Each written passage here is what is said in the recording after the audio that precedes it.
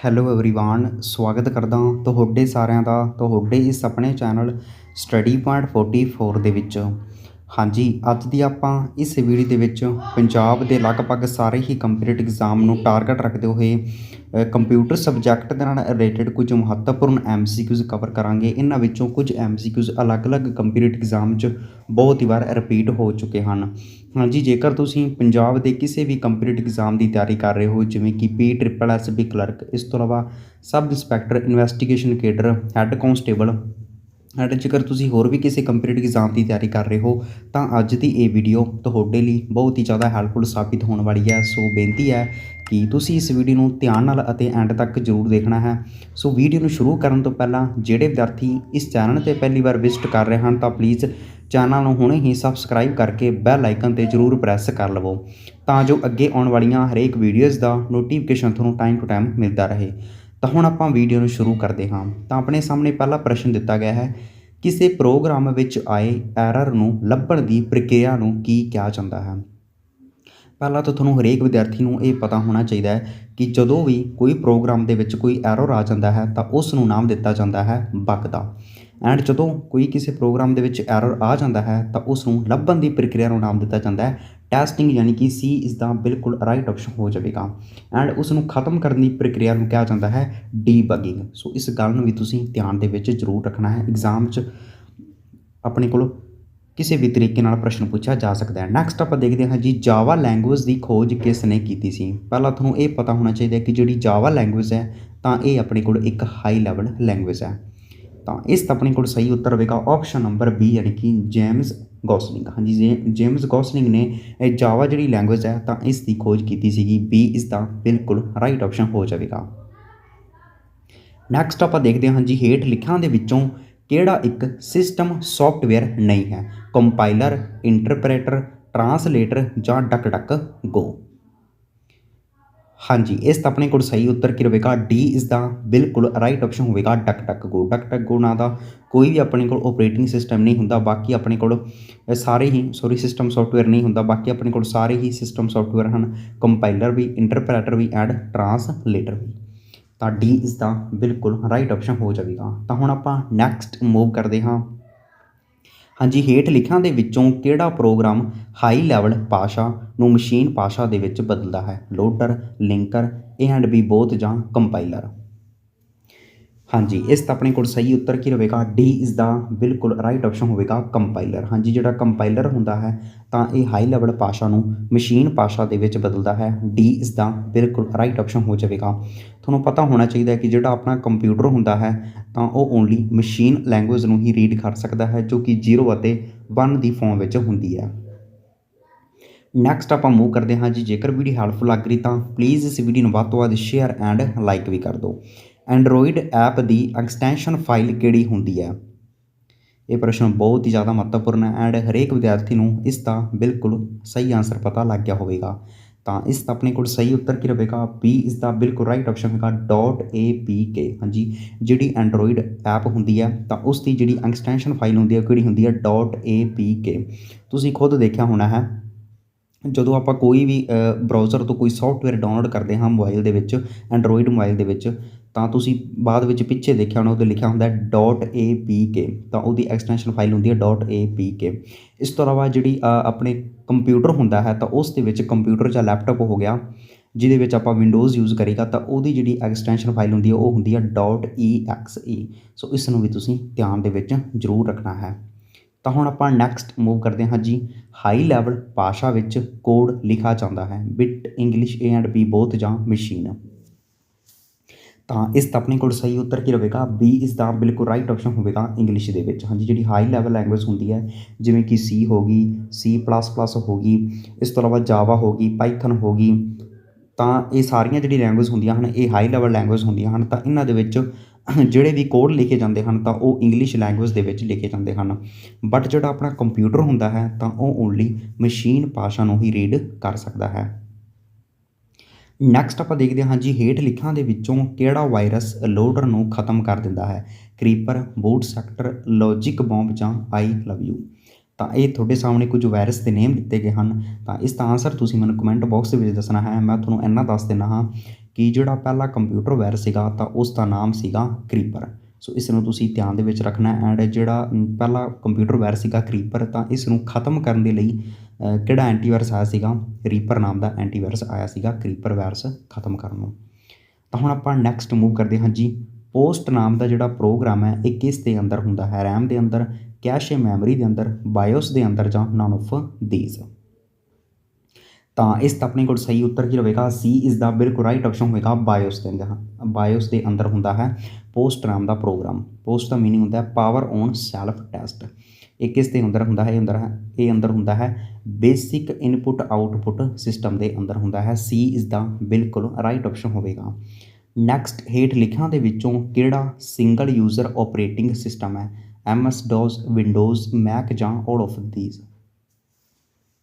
ਤਾਂ ਇਸ ਦਾ ਆਪਣੇ ਕੋਲ ਸਹੀ ਉੱਤਰ ਹੋਵੇਗਾ ਆਪਸ਼ਨ ਨੰਬਰ ਏ ਯਾਨੀ ਕਿ MS DOS। ਹਾਂਜੀ, MS DOS ਜਿਹੜਾ ਆਪਰੇਟਿੰਗ ਸਿਸਟਮ ਹੈ ਇਹ ਆਪਣੇ ਕੋਲ ਸਿੰਗਲ ਯੂਜ਼ਰ ਆਪਰੇਟਿੰਗ ਸਿਸਟਮ ਹੈ। ਇਹ ਇਸ ਦਾ ਬਿਲਕੁਲ ਰਾਈਟ ਆਪਸ਼ਨ ਹੋ ਜਾਵੇਗਾ। ਨੈਕਸਟ ਆਪਾਂ ਦੇਖਦੇ ਹਾਂ ਜੀ, ਕੰਪਿਊਟਰ ਦਾ ਵੇਟਿੰਗ ਰੂਮ ਕਿਸ ਨੂੰ ਕਿਹਾ ਜਾਂਦਾ ਹੈ, ਰੈਮ, ਰੋਮ, ਮਦਰਬੋਰਡ ਜਾਂ ਆਲ ਆਫ ਦੀਜ਼। ਤਾਂ ਇਸ ਦਾ ਆਪਣੇ ਕੋਲ ਸਹੀ ਉੱਤਰ ਹੋਵੇਗਾ ਆਪਸ਼ਨ ਨੰਬਰ ਏ ਯਾਨੀ ਕਿ ਰੈਮ। ਹਾਂਜੀ, ਕੰਪਿਊਟਰ ਦਾ ਵੇਟਿੰਗ ਰੂਮ ਕਿਹਾ ਜਾਂਦਾ ਹੈ ਰੈਮ ਨੂੰ, ਯਾਨੀ ਕਿ ਰੈਂਡਮ ਐਕਸੈਸ ਮੈਮਰੀ ਨੂੰ ਕੰਪਿਊਟਰ ਦਾ ਵੇਟਿੰਗ ਰੂਮ ਵੀ ਕਿਹਾ ਜਾਂਦਾ ਹੈ। ਇਹ ਇਸ ਦਾ ਬਿਲਕੁਲ ਰਾਈਟ ਆਪਸ਼ਨ ਹੋਵੇਗਾ। ਨੈਕਸਟ, ਹੇਠ ਲਿਖਿਆਂ ਦੇ ਵਿੱਚੋਂ ਅਲੱਗ ਨੂੰ ਚੁਣੋ, windows NT, windows XP, windows SE ਜਾਂ ਵਿੰਡੋਜ਼ QR। ਤਾਂ ਇਸ ਦਾ ਆਪਣੇ ਕੋਲ ਸਹੀ ਉੱਤਰ ਹੋਵੇਗਾ ਆਪਸ਼ਨ ਨੰਬਰ ਡੀ ਯਾਨੀ ਕਿ ਵਿੰਡੋਜ਼ QR। ਹਾਂਜੀ, ਵਿੰਡੋਜ਼ QR ਆਪਣੇ ਕੋਲ ਕੋਈ ਵੀ ਵਿੰਡੋ ਦੀ ਟਾਈਪ ਨਹੀਂ ਹੁੰਦੀ, ਬਾਕੀ ਆਪਣੇ ਕੋਲ ਸਾਰੀਆਂ ਹੀ ਵਿੰਡੋ ਦੀ ਟਾਈਪ ਹਨ। ਵਿੰਡੋ NT ਵੀ ਹੁੰਦੀ ਹੈ ਯਾਨੀ ਕਿ ਨਿਊ ਟੈਕਨੋਲੋਜੀ, ਇਸ ਤੋਂ ਇਲਾਵਾ ਵਿੰਡੋਜ਼ XP ਵੀ ਹੁੰਦੀ ਹੈ ਯਾਨੀ ਕਿ ਐਕਸਪੀਰੀਅੰਸ, ਐਂਡ ਵਿੰਡੋਜ਼ SE ਵੀ ਹੁੰਦੀ ਯਾਨੀ ਕਿ ਸਰਚ ਇੰਜਨ। ਤਾਂ ਇਹ ਆਪਣੇ ਕੋਲ ਸਾਰੀਆਂ ਹੀ ਵਿੰਡੋਜ਼ ਦੀਆਂ ਟਾਈਪ ਹਨ, ਬਟ ਡੀ ਜਿਹੜੀ ਆਪਸ਼ਨ 'ਚ ਆਪਣੀ ਦਿੱਤੀ ਗਈ ਹੈ ਇਹ ਵਿੰਡੋਜ਼ ਦੀ ਟਾਈਪ ਨਹੀਂ ਹੈ। ਡੀ ਇਸ ਦਾ ਬਿਲਕੁਲ ਰਾਈਟ ਆਪਸ਼ਨ ਹੋਵੇਗਾ। ਨੈਕਸਟ, ਇੱਕ ਪ੍ਰੋਗਰਾਮ ਦਾ ਦੂਸਰੇ ਪ੍ਰੋਗਰਾਮ ਨੂੰ CPU ਵਿੱਚ ਜਾਣ ਤੋਂ ਰੋਕਣ ਦੀ ਪ੍ਰਕਿਰਿਆ ਨੂੰ ਕੀ ਕਿਹਾ ਜਾਂਦਾ ਹੈ। ਤਾਂ ਇਸ ਦਾ ਆਪਣੇ ਕੋਲ ਸਹੀ ਉੱਤਰ ਹੋਵੇਗਾ ਆਪਸ਼ਨ ਨੰਬਰ ਸੀ ਯਾਨੀ ਕਿ ਡੈਡ ਲੌਕ। ਹਾਂਜੀ, ਇੱਕ ਪ੍ਰੋਗਰਾਮ ਦਾ ਦੂਸਰੇ ਪ੍ਰੋਗਰਾਮ ਨੂੰ CPU ਵਿੱਚ ਜਾਣ ਦੀ ਜਿਹੜੀ ਰੋਕਣ ਦੀ ਪ੍ਰਕਿਰਿਆ ਹੁੰਦੀ ਹੈ ਤਾਂ ਉਸ ਨੂੰ ਨਾਮ ਦਿੱਤਾ ਜਾਂਦਾ ਹੈ ਡੈਡ ਲੌਕ। ਤਾਂ ਸੀ ਇਸ ਦਾ ਬਿਲਕੁਲ ਰਾਈਟ ਆਪਸ਼ਨ ਹੋਵੇਗਾ। ਨੈਕਸਟ, ਹੇਠ ਲਿਖਿਆਂ ਦੇ ਵਿੱਚੋਂ ਕਿਹੜਾ ਐਂਡਰੋਇਡ ਆਪਰੇਟਿੰਗ ਸਿਸਟਮ ਹੈ, ਆਈਸਕ੍ਰੀਮ, ਕਿਟਕੈਟ, ਲੋਲੀਪੌਪ ਜਾਂ ਆਲ ਆਫ ਦੀ ਅਬਵ। ਤਾਂ ਇਸ ਦਾ ਆਪਣੇ ਕੋਲ ਸਹੀ ਉੱਤਰ ਕੀ ਰਹੇਗਾ ਆਪਸ਼ਨ ਨੰਬਰ ਡੀ ਆਪਣੇ ਕੋਲ ਬਿਲਕੁਲ ਸਹੀ ਉੱਤਰ ਹੋਵੇਗਾ ਆਲ ਆਫ ਦੀ ਅਬਵ। ਇਹ ਸਾਰੇ ਆਪਣੇ ਕੋਲ ਐਂਡਰੋਇਡ ਆਪਰੇਟਿੰਗ ਸਿਸਟਮ ਦੇ ਐਗਜ਼ਾਮਪਲ ਹਨ। ਇਸ ਤੋਂ ਇਲਾਵਾ ਤੁਹਾਨੂੰ ਹਰੇਕ ਵਿਦਿਆਰਥੀ ਨੂੰ ਇਹ ਵੀ ਪਤਾ ਹੋਣਾ ਚਾਹੀਦਾ ਹੈ ਕਿ ਐਂਡਰੋਇਡ ਦਾ ਜਿਹੜਾ ਪਹਿਲਾ ਆਪਰੇਟਿੰਗ ਸਿਸਟਮ ਸੀਗਾ ਤਾਂ ਉਸ ਦਾ ਨਾਮ ਸੀਗਾ ਅਲਫਾ, ਐਂਡ ਸੈਕਿੰਡ ਨੰਬਰ 'ਤੇ ਆਇਆ ਸੀਗਾ ਬੀਟਾ, ਐਂਡ ਜਿਹੜਾ ਆਪਾਂ ਥਰਡ ਦੀ ਗੱਲ ਕਰੀਏ ਤਾਂ ਕੱਪ ਕੇਕ ਸੀਗਾ ਸ਼ਾਇਦ। ਤਾਂ ਆਪਣੇ ਕੋਲ ABC ਇਹ ਤਾਂ ਕੁਛ ਸੀਗੇ ਆਪਣੇ ਕੋਲ ਐਂਡਰੋਇਡ ਆਪਰੇਟਿੰਗ ਸਿਸਟਮ, ਪਹਿਲਾਂ ਅਲਫਾ, ਫਿਰ ਬੀਟਾ, ਫਿਰ ਕੱਪ ਕੇਕ।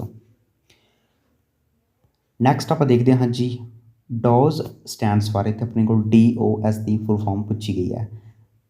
ਤਾਂ ਇਸ ਦਾ ਆਪਣੇ ਕੋਲ ਸਹੀ ਉੱਤਰ ਹੋਵੇਗਾ ਆਪਸ਼ਨ ਨੰਬਰ ਏ ਯਾਨੀ ਕਿ ਡਿਸਕ ਆਪਰੇਟਿੰਗ ਸਿਸਟਮ। ਜੀ, ਡੋਜ਼ ਦੀ ਫੁੱਲ ਫਾਰਮ ਕੀ ਹੁੰਦੀ ਹੈ, ਡਿਸਕ ਆਪਰੇਟਿੰਗ ਸਿਸਟਮ। ਇਹ ਇਸ ਦਾ ਬਿਲਕੁਲ ਰਾਈਟ ਆਪਸ਼ਨ ਹੋਵੇਗਾ। ਨੈਕਸਟ, ਭਾਰਤ ਦੇ ਵਿੱਚ ਇੰਟਰਨੈਟ ਕਿਹੜੀ ਕੰਪਨੀ ਨੇ ਸ਼ੁਰੂ ਕੀਤਾ ਸੀਗਾ। ਤਾਂ ਇਸ ਦਾ ਆਪਣੇ ਕੋਲ ਸਹੀ ਉੱਤਰ ਹੋਵੇਗਾ ਆਪਸ਼ਨ ਨੰਬਰ ਏ ਬੀ ਯਾਨੀ ਕਿ BSNL। ਹਾਂਜੀ, ਭਾਰਤ ਦੇ ਵਿੱਚ ਜਿਹੜੀ ਇੰਟਰਨੈਟ ਦੀ ਸ਼ੁਰੂਆਤ ਹੈ ਕਿਸ ਦੁਆਰਾ ਕੀਤੀ ਗਈ ਹੈ, BSNL ਕੰਪਨੀ ਦੁਆਰਾ ਕੀਤੀ ਗਈ, ਯਾਨੀ ਕਿ ਵਿਦੇਸ਼ ਸੰਚਾਰ ਨਿਗਮ ਲਿਮਟਿਡ ਦੁਆਰਾ ਭਾਰਤ ਦੇ ਵਿੱਚ ਇੰਟਰਨੈਟ ਦੀ ਸ਼ੁਰੂਆਤ ਕੀਤੀ ਗਈ ਹੈ। ਬੀ ਇਸ ਦਾ ਬਿਲਕੁਲ ਰਾਈਟ ਆਪਸ਼ਨ ਹੋਵੇਗਾ। ਨੈਕਸਟ, ਕਿਹੜਾ ਦੇਸ਼ ਸਭ ਤੋਂ ਵੱਧ ਇੰਟਰਨੈਟ ਦੀ ਵਰਤੋਂ ਕਰਦਾ ਹੈ। ਤਾਂ ਇੱਥੇ ਆਪਣੇ ਕੋਲ ਵਰਤਮਾਨ ਸਮੇਂ ਦੀ ਗੱਲ ਕੀਤੀ ਗਈ ਹੈ। ਤੁਹਾਨੂੰ ਪਤਾ ਹੋਵੇਗਾ ਕਿ ਵਰਤਮਾਨ ਸਮੇਂ ਦੀ ਆਪਾਂ ਜੇਕਰ ਗੱਲ ਕਰੀਏ ਤਾਂ ਆਪਣੇ ਇੰਡੀਆ ਦੇ ਵਿੱਚ ਹੀ ਸਭ ਤੋਂ ਵੱਧ ਜਨਸੰਖਿਆ ਤਾਂ ਇਹ ਇਸ ਦਾ ਬਿਲਕੁਲ ਰਾਈਟ ਆਪਸ਼ਨ ਹੋਵੇਗਾ ਇੰਡੀਆ। ਹਾਂਜੀ, ਇਹਨਾਂ ਵਿੱਚੋਂ ਕਿਹੜਾ ਦੇਸ਼ ਸਭ ਤੋਂ ਵੱਧ ਇੰਟਰਨੈਟ ਦੀ ਵਰਤੋਂ ਕਰਦਾ ਹੈ, ਇਹ ਇਸ ਦਾ ਬਿਲਕੁਲ ਰਾਈਟ ਆਪਸ਼ਨ ਹੋ ਜਾਵੇਗਾ ਇੰਡੀਆ। ਇਸ ਨੂੰ ਤੁਸੀਂ ਧਿਆਨ ਦੇ ਵਿੱਚ ਜ਼ਰੂਰ ਰੱਖਣਾ। ਬਹੁਤ ਸਾਰੇ ਵਿਦਿਆਰਥੀ ਨੇ ਆਨਸਰ ਲਾਇਆ ਹੋਵੇਗਾ ਅਮਰੀਕਾ, ਬਟ ਬਿਲਕੁਲ ਗਲਤ ਹੈ। ਇੰਡੀਆ ਆਪਣਾ ਬਿਲਕੁਲ ਸਹੀ ਉੱਤਰ ਰਹੇਗਾ। ਨੈਕਸਟ ਆਪਾਂ ਦੇਖਦੇ ਹਾਂ ਜੀ, ਸਭ ਤੋਂ ਮਹਿੰਗਾ ਇੰਟਰਨੈਟ ਕਨੈਕਸ਼ਨ ਕਿਹੜਾ ਹੈ। ਹਾਂਜੀ, ਜਿਹਦੀ ਸਭ ਤੋਂ ਜ਼ਿਆਦਾ ਸਪੀਡ ਹੋਵੇਗੀ ਤਾਂ ਉਹੀ ਇੰਟਰਨੈਟ ਕਨੈਕਸ਼ਨ ਸਭ ਤੋਂ ਮਹਿੰਗਾ ਹੋਵੇਗਾ। ਤਾਂ ਇਸ ਦਾ ਆਪਣੇ ਕੋਲ ਸਹੀ ਉੱਤਰ ਹੋਵੇਗਾ ਆਪਸ਼ਨ ਨੰਬਰ ਸੀ ਯਾਨੀ ਕਿ ਸੈਟੇਲਾਈਟ ਬਰੋਡਬੈਂਡ। ਹਾਂਜੀ, ਸੈਟੇਲਾਈਟ ਬਰੋਡਬੈਂਡ ਜਿਹੜਾ ਇੰਟਰਨੈਟ ਕਨੈਕਸ਼ਨ ਹੈ ਤਾਂ ਇਹ ਸਭ ਤੋਂ ਮਹਿੰਗਾ ਕਨੈਕਸ਼ਨ ਹੈ। ਇਸ ਤੋਂ ਇਲਾਵਾ ਸਭ ਤੋਂ ਜੇਕਰ ਸਸਤਾ ਪੁੱਛਿਆ ਜਾਵੇ ਤਾਂ ਫਿਰ ਉੱਤਰ ਹੋਵੇਗਾ ਡਾਇਲ ਅਪ। ਸੋ ਇਸ ਨੂੰ ਵੀ ਤੁਸੀਂ ਧਿਆਨ ਦੇ ਵਿੱਚ ਜ਼ਰੂਰ ਰੱਖਣਾ ਹੈ। ਨੈਕਸਟ ਆਪਾਂ ਦੇਖਦੇ ਹਾਂ ਜੀ, ਮੈਕ ਐਡਰੈਸ ਨੂੰ ਲਿਖਣ ਦੇ ਲਈ ਕਿੰਨੇ ਬਿੱਟ ਦੀ ਜ਼ਰੂਰਤ ਹੁੰਦੀ ਹੈ? 32 ਬਿੱਟ, 48 ਬਿੱਟ, 128 ਬਿੱਟ ਜਾਂ 16 ਬਿੱਟ। ਤਾਂ ਇਸ ਦਾ ਆਪਣੇ ਕੋਲ ਸਹੀ ਉੱਤਰ ਹੋਵੇਗਾ ਆਪਸ਼ਨ ਨੰਬਰ ਬੀ, ਯਾਨੀ ਕਿ 48 ਬਿੱਟ। ਹਾਂਜੀ, ਮੈਕ ਜਿਹੜਾ ਐਡਰੈਸ ਹੁੰਦਾ ਤਾਂ ਇਸ ਨੂੰ ਲਿਖਣ ਦੇ ਲਈ ਕਿੰਨੇ ਬਿੱਟ ਦੀ ਜ਼ਰੂਰਤ ਹੁੰਦੀ ਹੈ? ਤਾਂ ਉੱਤਰ ਹੋ ਜਾਵੇਗਾ ਆਪਸ਼ਨ ਨੰਬਰ ਬੀ, ਯਾਨੀ ਕਿ 48 ਬਿੱਟ। ਬੀ ਇਸ ਦਾ ਬਿਲਕੁਲ ਰਾਈਟ ਆਪਸ਼ਨ ਹੋਵੇਗਾ। ਨੈਕਸਟ, ਹੇਠ ਲਿਖਿਆਂ ਦੇ ਵਿੱਚੋਂ ਕਿਹੜੀ ਡਿਵਾਈਸ ਨੂੰ ਕਨਵਰਟਰ ਦਾ ਨਾਮ ਦਿੱਤਾ ਗਿਆ ਹੈ? ਸਵਿੱਚ, ਰਾਊਟਰ, ਮੋਡਮ ਜਾਂ ਆਲ ਆਫ ਦੀਸ। ਹਾਂਜੀ, ਇਸ ਦਾ ਆਪਣੇ ਕੋਲ ਸਹੀ ਉੱਤਰ ਕੀ ਰਹੇਗਾ? ਸੀ ਇਸ ਦਾ ਬਿਲਕੁਲ ਰਾਈਟ ਆਪਸ਼ਨ ਹੋਵੇਗਾ, ਮੋਡਮ। ਹਾਂਜੀ, ਜਿਹੜੀ ਕਨਵਰਟਰ ਦੇ ਨਾਮ ਕਿਉਂ ਦਿੱਤਾ ਜਾਂਦਾ ਮੋਡਮ? ਕਿਉਂਕਿ ਜਿਹੜਾ ਇਹ ਜਿਹੜੀ ਡਿਵਾਈਸ ਹੈ ਇਹ ਐਨਾਲੋਗ ਸਿਗਨਲ ਨੂੰ ਡਿਜੀਟਲ ਸਿਗਨਲ ਵਿੱਚ ਬਦਲਦੀ ਹੈ, ਡਿਜੀਟਲ ਸਿਗਨਲ ਨੂੰ ਐਨਾਲੋਗ ਸਿਗਨਲ ਦੇ ਵਿੱਚ ਬਦਲਦੀ ਹੈ, ਮੋਡਮ। ਸੋ ਇਸ ਨੂੰ ਤੁਸੀਂ ਧਿਆਨ ਦੇ ਵਿੱਚ ਰੱਖ ਸਕਦੇ ਹੋ। ਨੈਕਸਟ, ਹੇਠ ਲਿਖਿਆਂ ਦੇ ਵਿੱਚੋਂ ਕਿਹੜਾ ਇੱਕ ਵੈਬ ਬਰਾਊਜ਼ਰ ਹੈ? ਸੀ ਮੰਕੀ, ਪੇਲਮੂਨ, ਅਮਾਇਆ ਜਾਂ ਆਲ ਆਫ ਦੀ ਅਬਵ। ਤਾਂ ਇਸ ਦਾ ਆਪਣੇ ਕੋਲ ਉੱਤਰ ਹੋਵੇਗਾ ਆਪਸ਼ਨ ਨੰਬਰ ਡੀ, ਯਾਨੀ ਕਿ ਆਲ ਆਫ ਦੀ ਅਬਵ। ਇਹ ਸਾਰੇ ਆਪਣੇ ਕੋਲ ਵੈਬ ਬਰਾਊਜ਼ਰ ਹਨ, ਸੀ ਮੰਕੀ ਵੀ, ਪੇਲਮੂਨ ਵੀ ਅਤੇ ਅਮਾਇਆ ਵੀ। ਇਹ ਸਾਰੇ ਆਪਣੇ ਕੋਲ ਵੈਬ ਬਰਾਊਜ਼ਰ ਹਨ। ਡੀ ਇਸ ਦਾ ਬਿਲਕੁਲ ਰਾਈਟ ਆਪਸ਼ਨ ਹੋਵੇਗਾ। ਸੋ ਇਸ ਦੇ ਨਾਲ ਹੀ ਅੱਜ ਦੀ ਆਪਣੀ ਇਹ ਵੀਡੀਓ ਇੱਥੇ ਹੀ ਸਮਾਪਤ ਹੁੰਦੀ ਹੈ। ਸੋ ਉਮੀਦ ਕਰਦਾ ਹਾਂ ਕਿ ਇਹ ਵੀਡੀਓ ਤੁਹਾਨੂੰ ਬਹੁਤ ਹੀ ਜ਼ਿਆਦਾ ਹੈਲਪਫੁਲ ਲੱਗੀ ਹੋਵੇਗੀ। ਸੋ ਇਸ ਵੀਡੀਓ ਨੂੰ ਤੁਸੀਂ ਵੱਧ ਤੋਂ ਵੱਧ ਸ਼ੇਅਰ ਐਂਡ ਲਾਈਕ ਜ਼ਰੂਰ ਕਰਕੇ ਜਾਣਾ ਹੈ। ਐਂਡ ਜਿਹੜੇ ਵਿਦਿਆਰਥੀਆਂ ਨੇ ਚੈਨਲ ਨੂੰ ਹਜੇ ਵੀ ਸਬਸਕ੍ਰਾਈਬ ਨਹੀਂ ਕੀਤਾ ਤਾਂ ਪਲੀਜ਼ ਹੁਣੇ ਹੀ ਚੈਨਲ ਨੂੰ ਸਬਸਕ੍ਰਾਈਬ ਕਰਕੇ ਬੈਲ ਆਈਕਨ 'ਤੇ ਜ਼ਰੂਰ ਪ੍ਰੈਸ ਕਰ ਲੈਣਾ ਹੈ, ਤਾਂ ਜੋ ਅੱਗੇ ਆਉਣ ਵਾਲੀਆਂ ਹਰੇਕ ਵੀਡੀਓਜ਼ ਦਾ ਨੋਟੀਫਿਕੇਸ਼ਨ ਤੁਹਾਨੂੰ ਟਾਈਮ ਟੂ ਟਾਈਮ ਮਿਲਦਾ ਰਹੇ। ਇਸ ਤੋਂ ਇਲਾਵਾ ਇਸ ਚੈਨਲ 'ਤੇ ਕੰਪਿਊਟਰ ਦੇ ਨਾਲ ਰਿਲੇਟਡ ਪਹਿਲਾਂ ਵੀ ਬਹੁਤ ਸਾਰੀਆਂ ਵੀਡੀਓਜ਼ ਅਪਲੋਡ ਕੀਤੀਆਂ ਜਾ ਚੁੱਕੀਆਂ ਹਨ। ਸੋ ਜਿਨ੍ਹਾਂ ਵਿਦਿਆਰਥੀਆਂ ਨੇ ਵੀਡੀਓਜ਼ ਨੂੰ ਨਹੀਂ ਦੇਖਿਆ ਤਾਂ ਤੁਸੀਂ ਚੈਨਲ ਦੀ ਪਲੇਲਿਸਟ ਵਿਜ਼ਿਟ ਕਰਕੇ ਦੇਖ ਸਕਦੇ ਹੋ। ਉੱਥੇ ਤੁਹਾਨੂੰ ਸਾਰੀਆਂ ਹੀ ਵੀਡੀਓਜ਼ ਮਿਲ ਜਾਣਗੀਆਂ। ਸੋ ਬੇਨਤੀ ਹੈ ਕਿ ਉਹਨਾਂ ਵੀਡੀਓਜ਼ ਨੂੰ ਵੀ ਤੁਸੀਂ 1 ਤੋਂ 2 ਵਾਰ ਜ਼ਰੂਰ ਦੇਖ ਲੈਣਾ ਹੈ, ਤਾਂ ਜੋ ਐਗਜ਼ਾਮ 'ਚ ਤੁਹਾਡੀ ਹੈਲਪ ਹੋ ਸਕੇ। ਤਾਂ ਹੁਣ ਵੀਡੀਓ ਨੂੰ ਇੱਥੇ ਹੀ ਸਮਾਪਤ ਕਰਦੇ ਹਾਂ। ਮਿਲਦੇ ਹਾਂ ਨੈਕਸਟ ਵੀਡੀਓ ਦੇ ਵਿੱਚ। Thank you.